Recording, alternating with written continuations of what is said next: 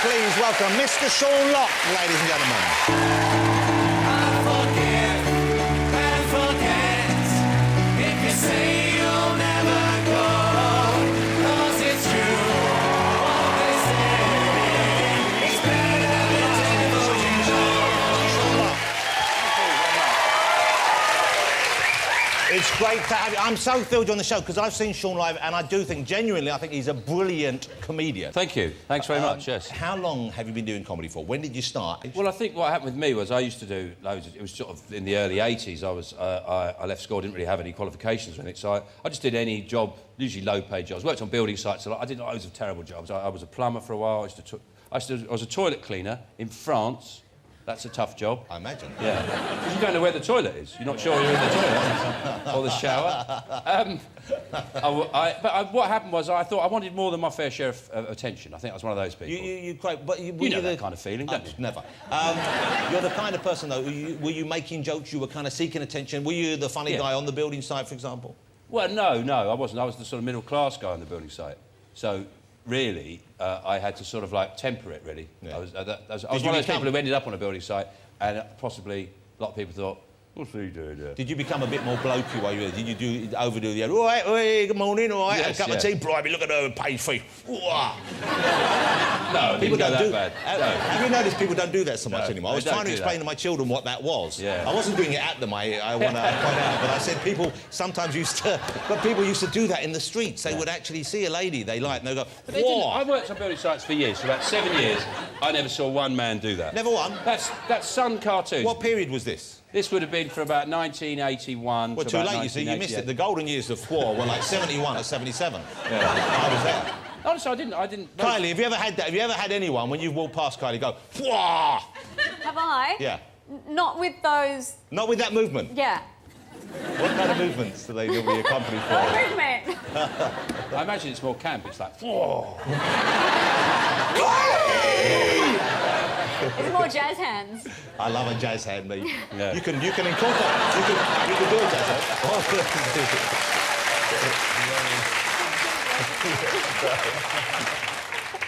He's not seasick right now, obviously. Yeah. How gorgeous is Kylie Minogue? Lovely, she's lovely. How handsome? Have you seen the backing group? OK, shall we show people now? Looks like the... OK, hold it. Stop just there. OK, so far, so good. OK? You've got Seasick Steve in the middle. He's not backing Kylie, although who knows? Maybe later on we'll get the old twanging thing out. You've got two lovely ladies there, two gorgeous ladies there. They're going to be, I guess, singing and a bit of shimmering and a bit of dancing in the background. Yeah, OK. Then we move around. Now the band. Now, I'm warning you now, ladies and gentlemen, this isn't pretty. So far, so good. What's that? Look at those two. It looks like there was a fire at the James Bond convention hotel. They rushed out. It'd be good, like a new Tory front bench. We're just lucky they're not wearing the flip-flops. You wanted change, we're going to give you change. That's a radical future we're looking at. I think that'd be great. You're not a man, I imagine, who would go for that kind of thing. I mean, in terms of the sunny weather, you going out, are you in the shorts? Do you like to catch the sun? Or are you a pale fella who stays inside? I'm not really a big sun worshipper. I do go out in the sun. I sort of run between patches of shade. Yeah. I like to experience the summer underneath a willow. That sounds quite dodgy, doesn't it? It does sound I don't really go in the sun. I'm virtually green underneath. Yeah, not underneath my clothes. I'm virtually green underneath. I'm not saying I'm jealous of your show or anything. No, years ago I can't go in the sun. I had skin cancer. I see. Ago. So this is a genuine reason. This isn't like you're not trying to just stay young and beautiful. No, you're actually. Well, obviously, I've not really worked very hard at that. I was very young. But I was about 22, 23 when I got it. But I used to work on building sites for many years, and you got your shirt off, and it's quite difficult to get an Irish foreman to rub a bit of ombre solaire in your back. You know, Mick, you wouldn't be a poppet, would you? And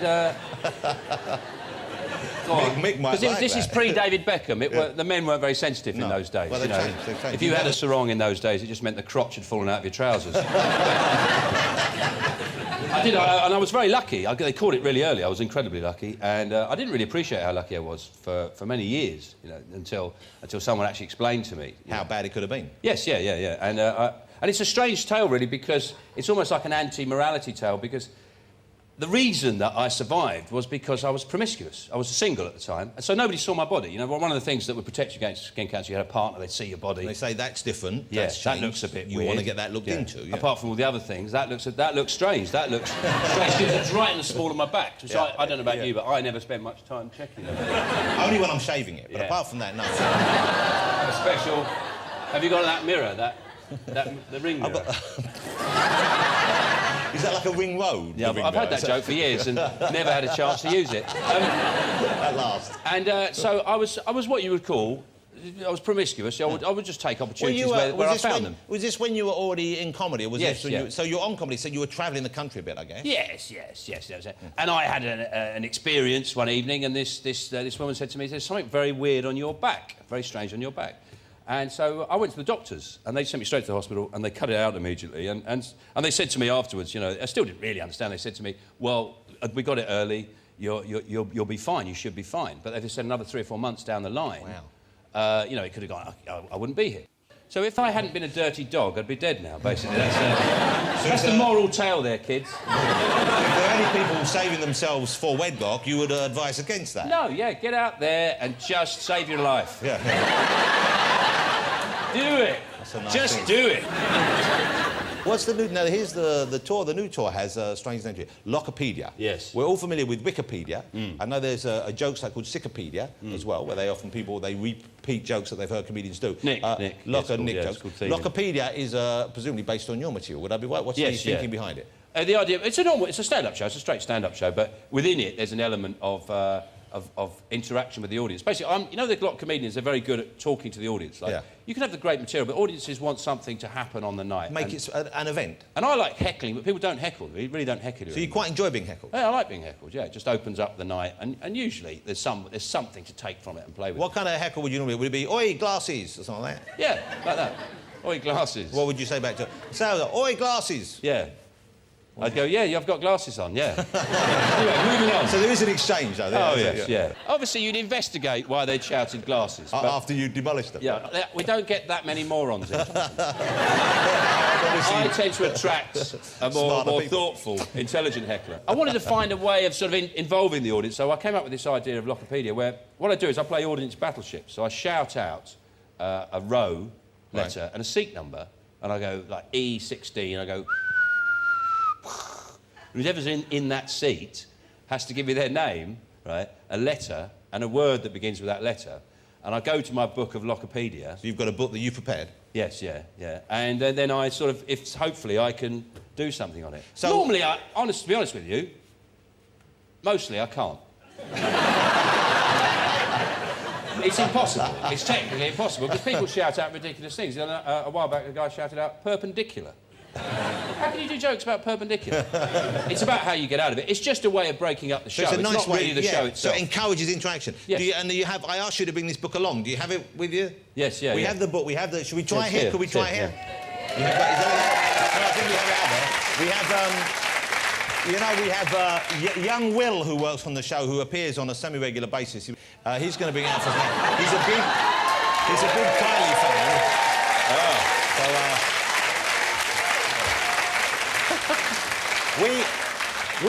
We painted his face, but the outfit is his own, isn't it? Yeah. Like Kylie. That could be anyone, couldn't it, under there? It could be. Kylie, is this what you had in mind when you were styled, do you think, for this kind of... Totally. I've been outdone. Looks like the Grim Reaper's an England fan. Yeah. OK, so this is it? Yeah. So Lockipedia is... You're on tour with this right now? It's not in... It's not in order. You're starting in when? When are you starting the tour for this? Well, I've done one section of the tour, and I'm going back out again in October. OK. November time. So October, you're back on tour, so you can go and see Sean doing Lockipedia live from early October. So, how do we do this now? Should we get someone from the audience to do this? Anyone can shout one out. Someone in the middle there. There's a fella there. A fella looks a bit like As you Jamie can see, Oliver. there's no actual jokes in here. There, that bloke there. What's your name, sir? Paul. Paul? Hello, Paul. How you doing? Great, I'm having a brilliant time. E, excellent. E. Thank you, Paul. E for what? For excellent. Yeah. Excellent? Oh, shit! No! OK, I'll do it. We have not prepared anything, as I'm sure will soon become apparent. We won't, Okay. because we can tell by the fact that I won't have anything on what you've said. So say I was in the seat. So I would be... I stand up. I'm Jonathan. Hello, Jonathan. Hi, Sean. How are you? All right, thanks. Enjoying the show? No, Jonathan, it's my show. OK. You're just shouting out. Old habits. Yeah. OK. Now, what should I do to make your show... help you make your show work tonight? You shout out a letter, any letter. OK. You know, I was thinking P perpendicular, but I know that's no good. OK. K. K, and a word beginning with K. Kylie. Kylie. That's a name. You can't do that. OK, I'll do some... K. Look at that busting! Well, I'll tell you actually something with Kylie is my dad phoned my sister. My sister phoned me earlier on. My dad's about 80. Yeah. My dad's nearly 80. He's 79. He'll probably be bristling in his seat if he sees Furious, he's at 80. And he phoned my sister. He said, Sean's on Jonathan Ross tomorrow night. He goes, she said, oh, really, is he? He goes, she goes, who's he on with? And he went, Kelly Malone. Well, so that's the sort of thing I might use. That's your father? Yeah. OK, You have to use anything you've got. I would say kite. Kite. Kite? Kite as a kite. When have you ever heard a joke about kites? Never. That's why I'm so excited this evening. When you hear an English and Irish Scotsman go out with a kite. Kite's a tough one. I have to go to my book, see if there's any... Kitten. Kitten? Oh, I love kittens. Have you got a kitten? I have got... Well, not at the moment, because they tend to grow up. You've got loads of animals, haven't you? I've got lots of animals. Yeah. Pigs, goats. I'm looking for K. Here we go. Yeah, kitten. You know, I picked up our cat the other day. Yeah. Right? You know, if you pick it up by its front legs and hold it for a bit, they get longer and longer, don't they? And if you hold them for a while, it's like you've got a telescopic cat, isn't it? Hey, Sean Lott, ladies and gentlemen, one of the funniest comedians I've ever seen live. He's on tour from October. Do yourself a favour, catch it. Sean, great to have you here this evening. Mr. Sean Lott. Thank you very much. Excellent.